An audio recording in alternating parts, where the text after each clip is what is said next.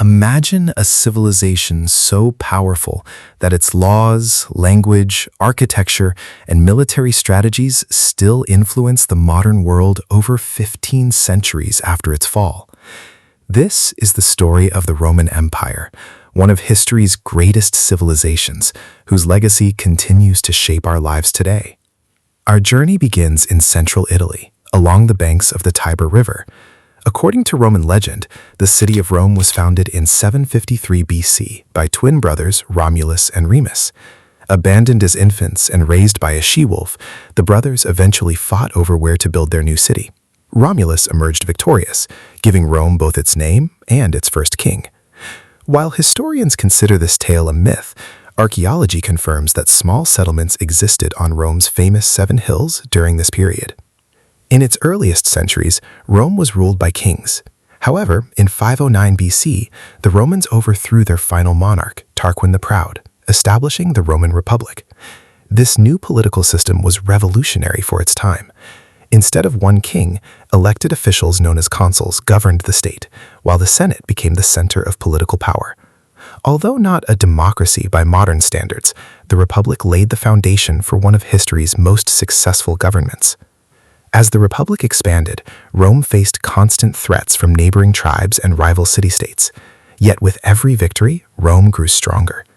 The Roman army became famous for its unmatched discipline, organization, and engineering.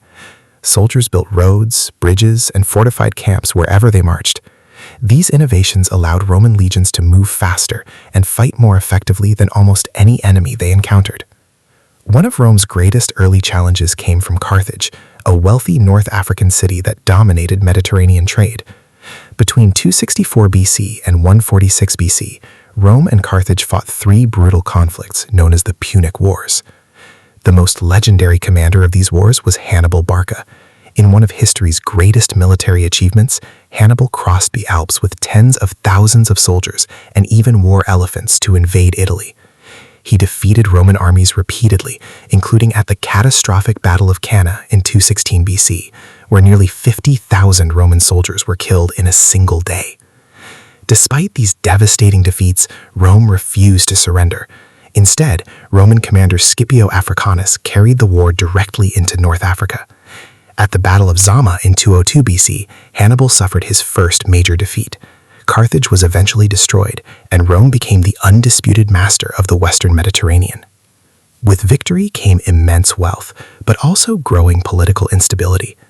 Powerful generals gained enormous influence through military success, while ordinary citizens struggled with economic inequality. Civil wars erupted as ambitious leaders competed for control of the Republic. Among these leaders, none became more famous than Julius Caesar. A brilliant general, Caesar conquered Gaul, modern-day France, and parts of Belgium, bringing vast new territories under Roman control. His victories made him incredibly popular with the people, but deeply feared by the Senate. In 49 BC, Caesar crossed the Rubicon River with his army, openly defying Roman law. His famous declaration, "The die is cast," marked the beginning of another civil war. After defeating his rivals, Caesar became dictator for life. He introduced sweeping reforms, improved the calendar, expanded citizenship, and strengthened Rome's administration. Yet many senators believed he sought to become king. On the Ides of March, 44 BC, Caesar entered the Senate House, unaware that dozens of conspirators waited for him. Led by Brutus and Cassius, they stabbed him 23 times. Caesar's assassination shocked the Roman world, but instead of saving the Republic, it plunged Rome into even greater chaos. Following Caesar's death, another power struggle emerged between Octavian, Mark Antony, and Lepidus. Eventually, only Octavian remained. In 31 BC, Octavian defeated Antony and Cleopatra at the Battle of Actium. 4 years later, the Senate granted him the title Augustus, meaning the revered one. This moment marked the birth of the Roman Empire. Augustus became Rome's first emperor and transformed the state. Although he claimed to preserve republican traditions, real authority rested firmly in his hands. Under his leadership, Rome entered an era known as the Pax Romana, the Roman peace. For nearly 2 centuries, the empire experienced remarkable stability, economic growth, and cultural achievement. Massive roads connected distant provinces, aqueducts supplied clean water to cities, Amphitheaters, baths, temples, and marketplaces appeared across Europe, North Africa, and the Middle East.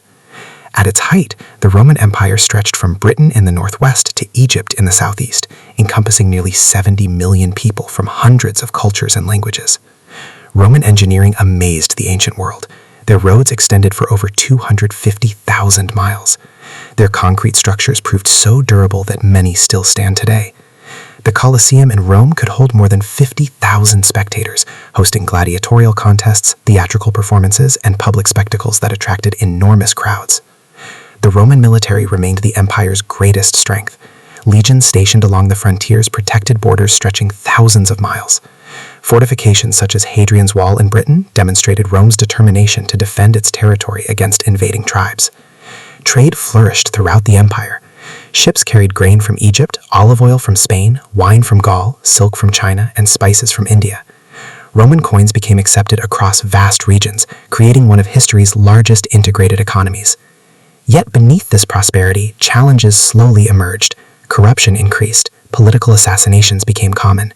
Emperors rose and fell at alarming speed, often murdered by rivals or even their own guards. The empire that once seemed invincible was beginning to show signs of weakness.